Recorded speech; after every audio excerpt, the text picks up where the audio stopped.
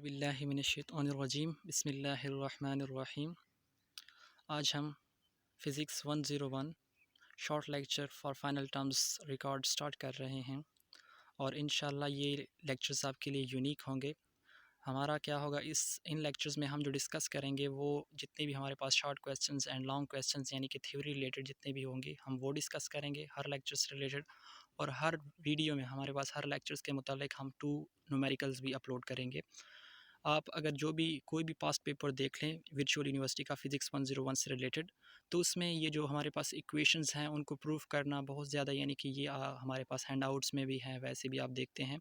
तो इनसे रिलेटेड कोई क्वेश्चन नहीं आता हमारे पास, यानी कि चाहे एमसीक्यूज़ देख लें वहाँ से भी डायरेक्टली फार्मूला पूछते हैं या फिर हमारे पास थ्योरी रिलेटेड क्वेश्चंस होते हैं।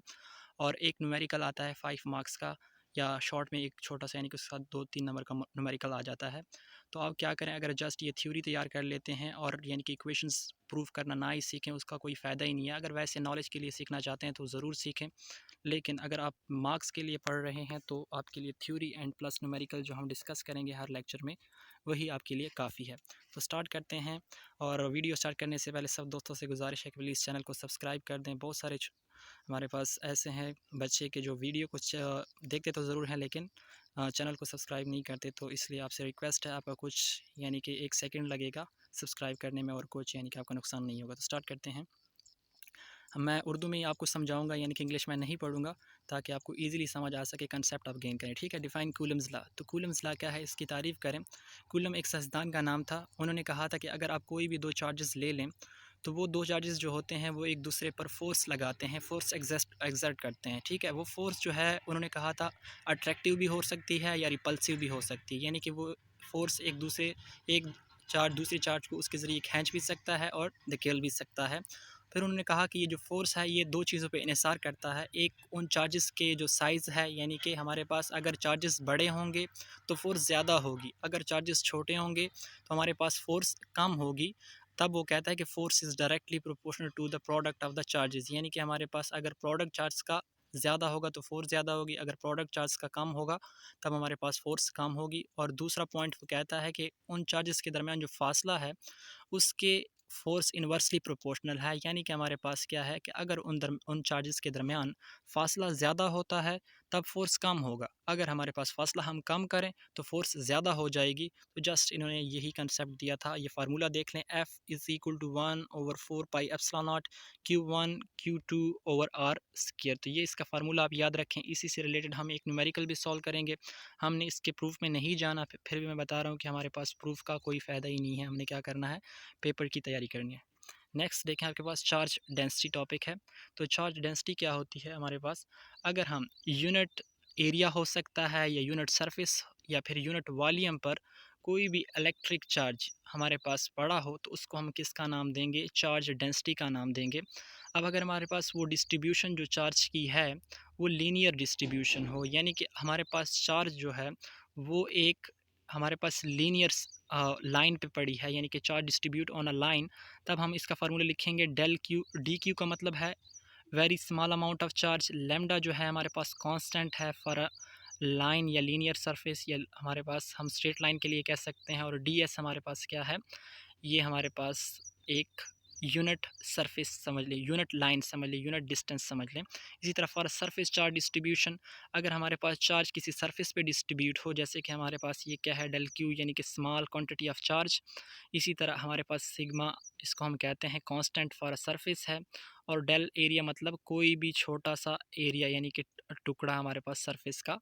तो अगर हमारे पास किसी छोटे सरफेस एरिया पर कोई चार्ज डिस्ट्रीब्यूट हो तो हम उसको क्या कहते हैं, सरफेस चार्ज डेंसिटी। इस तरह वॉल्यूम चार्ज डेंसिटी क्या होता है कि अगर हमारे पास थोड़ा सा चार्ज, हमारे पास ये रो, इसको कहते हैं कांस्टेंट फॉर वॉल्यूम होता है। अगर हमारे पास डी वी या डेल वी क्या होता है, हमारे पास यूनिट वॉल्यूम होता है। अगर यूनिट वॉल्यूम पर हमारे पास क्या हो, यूनिट चार्ज डिस्ट्रीब्यूट हो तो इसको हम क्या कहते हैं, वॉल्यूम चार्ज डिस्ट्रीब्यूशन कहते हैं। आगे चलते हैं हमने ये प्रूफ्स नहीं पढ़ने, फिर भी बता रहा हूँ, कोई आपके पेपर में नहीं आने ना आते हैं। ठीक है। उसके बाद फ्लक्स पे आ जाएं।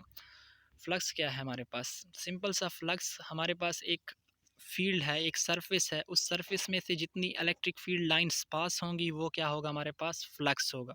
ये इलेक्ट्रिक फील्ड है, ये कोई सरफेस है, तो इसमें से जितनी फील्ड लाइंस पास होती हैं इस सरफेस में से, इसको हम क्या कहते हैं, फ्लक्स कहते हैं। अब फ्लक्स किस चीज़ पे निसार करता है, इन दोनों के दरमियान, यानी कि सरफेस और इलेक्ट्रिक फील्ड के दरमियान जो एंगल बन रहा होता है उस पर इन्हिसार करता है। ये कब मिनिमम होता है, जब ये एंगल इनके दरमियान 90 डिग्री का होता है, यानी कि जब हमारे पास इलेक्ट्रिक फील्ड और सरफेस एक दूसरे के अमूद होते हैं, परपेंडिकुलर होते हैं, तो फ्लक्स क्या होता है, मिनिमम यानी कि ज़ीरो होता है। इसकी वजह क्या होती है, क्योंकि अगर यहाँ पे डॉट प्रोडक्ट होता है, ई ए कॉस थीटा बन जाता है। अब कॉस थीटा की जगह हम 90 पुट करें तो कॉस 90 जो होता है वो ज़ीरो होता है, जिसकी वजह से ये टोटल ज़ीरो हो जाता है और हम कहते हैं फ्लक्स मिनिमम है। और ये मैक्सिमम कब होता है, जब हमारे पास थीटा जो है वो 0 डिग्री होता है। देखें हमारे पास मैक्सिमम इलेक्ट्रिक फील्ड कब होता है, जब थीटा 0 डिग्री होता है। ये कैसे आता है, ये कॉस थीटा की जगह अगर आप कॉस 0 पुट करते हैं तो ये 1 के बराबर होता है, और 1 को अगर ई ए से हम ज़रब दें तो ई ए हमारे पास आ जाता है, तब हम कहते हैं फ्लक्स अब मैक्सिमम है। नेक्स्ट चलते हैं आगे, हमारे पास गॉस लॉ एक्सप्लेन करें तो गॉस लॉ पहले हम देख लेते हैं। गॉस लॉ है क्या, टोटल इलेक्ट्रिक फ्लक्स जो आउट ऑफ क्लोज सरफेस होता है, यानी क्लोज सरफेस से बाहर जितना इलेक्ट्रिक फ्लक्स है वो किसके बराबर होता है, वो हमारे पास charge and close divided by the हमारे पास परमिटिविटी। अगर हमारे पास एक सरफेस में जितना चार्ज एनक्लोज है उसको अगर हम परमिटिविटी पे, यानी कि उसके एरिया या सरफेस पे डिवाइड कर दें टोटल जितनी है, तब हमारे पास क्या होगा, वो आउट फ्लक्स के बराबर होगा। इसकी मिसाल ऐसी है, यानी कि ऐसे समझते हैं कि हमारे पास एक सरफेस है, उसमें एक से ज़्यादा चार्जेस हो सकते हैं, ठीक है। यानी कि पहले हमने यूनिट चार्ज पढ़ा था कि अगर यूनिट सरफेस पे कोई चार्ज है तो उसको हम चार्ज डेंसिटी कहते हैं। इसी तरह अब हो सकता है हमारे पास एक बड़ा सरफेस है, उसमें एक से ज़्यादा चार्जेस हैं, और हर चार्ज का अपना एक फील्ड होता है, इलेक्ट्रिक फील्ड, और उसकी वजह से एक फ्लक्स पैदा होता है। तो उन टोटल को अगर हम जमा करें, सम करें उस एरिया के जितने भी हमारे पास फ्लक्सेस हैं, तो वो सम जो होगा वो हमारे पास किसके बराबर होगा, यानी कि उसको हम गॉस लॉ कहेंगे। इसका फार्मूला आपने रखना, याद रखना है, charge enclose by epsilon not, ये इसका फार्मूला आपने याद रखना है। आगे चलते हैं, हमारे पास ये इलेक्ट्रिक जो फील्ड इंटेंसिटी है इसका फार्मूला याद रखें। इसका भी हम एक न्यूमेरिकल हल करेंगे, 1/4 pi epsilon naught Q over R square, ठीक है। इसी तरह हमारे पास है what is the Gaussian surface and what is its use. Gaussian surface होती क्या है, इसका इस्तेमाल क्या है। तो गॉसियन सरफेस हमारे पास एक एनक्लोज्ड, एक बंद सरफेस होती है, 3 डायमेंशनल होती है।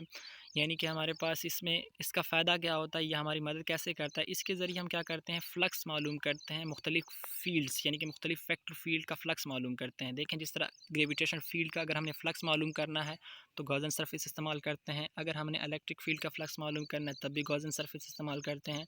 अगर हमने मैग्नेटिक फील्ड मालूम करनी है तब भी हम गॉसियन सरफेस इस्तेमाल करते हैं। इसके अलावा इलेक्ट्रिक फील्ड इंटेंसिटी में भी हमें ये मदद देता है गॉसियन सरफेस। तो ये इसका इस्तेमालात और ये हमारे पास गॉसियन सरफेस की डेफिनेशन थी, ठीक है। नेक्स्ट देखें, आपके पास हमारे पास ये फार्मूला याद रखें, ये गॉसियन सरफेस के हवाले से। ये हमारे पास क्या है, जिस तरह हमने पढ़ा था कि सरफेस के लिए जो कांस्टेंट था चार्ज डेंसिटी में, ये वो है बटा epsilon naught is equal to E electric intensity है, ठीक है। ये फार्मूला आपने याद रखना है। इसके बाद इलेक्ट्रिक फील्ड की डेफिनेशन करें तो इलेक्ट्रिक फील्ड क्या होती है, हमारे पास एक चार्ज के गिर्द वो बाउंड्री जहाँ तक वो दूसरे चार्जेस पर फोर्स एग्जर्ट कर सकता है, दूसरे चार्जेस को अपनी तरफ खींच सकता है या धकेल सकता है, वो उसका क्या होता है, फील्ड होता है। इसका फार्मूला आपने याद रखना है, E is equal to F बटा क्यू। तो इसका भी हम एक न्यूमेरिकल हल करेंगे। अब हम चलते हैं न्यूमेरिकल की तरफ, ये चीज़ें आप याद रखें, इंशाल्लाह आपके लिए यही एनफ है। तो चलते हैं न्यूमेरिकल की तरफ। फर्स्ट न्यूमेरिकल क्या है, एक पॉइंट चार्ज है -8 मल्टीप्लाई 10⁻⁻8 कूलम और एट द ओरिजिन पे है, ठीक है। उसके बाद कैलकुलेट करें electric field at a point 2 metre from the origin on the Z axis. हमने क्या मालूम करना है, इलेक्ट्रिक फील्ड मालूम करना है जो कि 2 मीटर अवे है from the origin on the Z axis, वो चार्ज यानी कि जी एक्सिस से। पॉइंट चार्ज हमारे पास जो ऊपर गिवन था वो हमने मेंशन किया, डिस्टेंस हमने मेंशन किया आर बराबर है 2 मीटर। इलेक्ट्रिक इंटेंसिटी ई हमने फाइंड करनी है, हम फार्मूला लिख लेते हैं जिस तरह मैंने आपको बताया था, ई बराबर है 1/4 पाई एप्सिलॉन नॉट क्यू और आर स्क्वायर। अब हम वैल्यू पुट करते हैं, 1/4 पाई एप्सिलॉन नॉट एक कांस्टेंट है, इसकी वैल्यू क्या होती है, 9 मल्टीप्लाई 10⁻9 न्यूटन मीटर स्क्वायर पर कूलम स्क्वायर। ये आपने याद रखनी है, ठीक है, ये कांस्टेंट की वैल्यू है। अब हम वैल्यू पुट करते हैं, ई का फार्मूला उसी तरह मेंशन किया, इसकी जगह हमारे पास ये वैल्यू आ गई जो यहाँ पे हमने मेंशन की थी।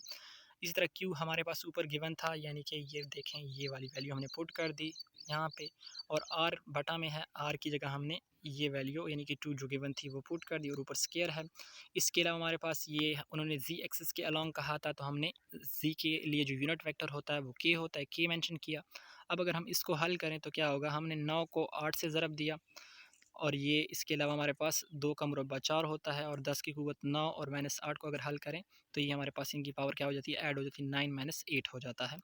ये -72 और 10 इसी तरह हमारे पास अगर 9 में से 8 जाए तो 10 की क़ुव्वत 1 बचता है, हम 1 लिखते नहीं। अब इसको मज़ीद हल करें तो -18 ज़रब 10 के, और अगर इसको ज़रब दें तो 10 ज़रब 18 -180 न्यूटन। तो हमारे पास ये क्या है, न्यूटन पर कूलम और इन डायरेक्शन ऑफ के, ये क्या है, इलेक्ट्रिक इंटेंसिटी हमारे पास आ गई जो हमने मालूम करनी थी। तो इलेक्ट्रिक इंटेंसिटी क्या है हमारे पास, -1.8 × 10⁻² इन डायरेक्शन ऑफ के न्यूटन पर कूलम। ये आता है कि हमारे पास इलेक्ट्रिक इंटेंसिटी की यूनिट क्या है, तो ये याद रखें न्यूटन पर कूलम है। न्यूमेरिकल नंबर 2 देखें हमारे पास इसी चैप्टर से related, find the electric field strength. हमने इलेक्ट्रिक फील्ड स्ट्रेंथ मालूम करनी है, यानी कि जो मैंने लास्ट वाला बताया था कि इलेक्ट्रिक फील्ड हम फाइंड करेंगे, तो उससे रिलेटेड हमारे पास ये न्यूमेरिकल है। हमारे पास क्या है, electric field required to hold suspend a particle. हमारे पास एक पार्टिकल है जिसका मास क्या है, 1.0 ज़रब 10 की क़ुव्वत -6 kg है, और चार्ज क्या है हमारे पास, 1 माइक्रोकूलम का है बिटवीन 2 प्लेट्स। हमारे पास जो फासला है वो 10 सेंटीमीटर अपार्ट है। हमारे पास मास ऑफ पार्टिकल आ गया, उसी तरह ऊपर से देख के हमने लिखा है ये मास आ गया। चार्ज ऑफ पार्टिकल क्यू हमने ये लिख लिया, यानी कि 1.0 माइक्रोकूलम, माइक्रो किसके बराबर होता है, 10 की क़ुव्वत -6 के बराबर होता है। डिस्टेंस आर जो हमारे पास है वो उन्होंने ऊपर दिया था 10, किधर गया, 10 सेंटीमीटर है। सेंटी को हम हमेशा मीटर में कन्वर्ट करते हैं, तो इसको 100 पे डिवाइड करने से हमारे पास 0.1 मीटर आ जाएगा। अब हमने क्या मालूम करना है, इलेक्ट्रिक फील्ड मालूम करना है, तो फार्मूला लिखते हैं, फोर्स बटा क्यू होता है।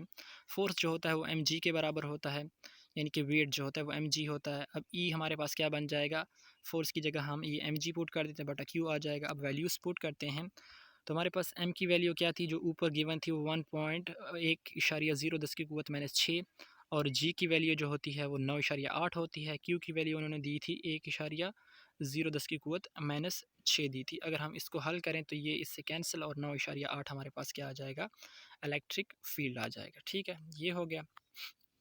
नेक्स्ट देखते हैं हमारे पास, यानी कि फर्स्ट फार्मूला हमने जो पढ़ा था कूलम्स लॉ, उससे रिलेटेड ये न्यूमेरिकल है। 2 पॉइंट चार्जेस हैं, एक Q1 है जो कि 10 माइक्रोकूलम है, Q2 है 5 माइक्रोकूलम, और उनके दरमियानी जो फासला है वो 150 सेंटीमीटर है।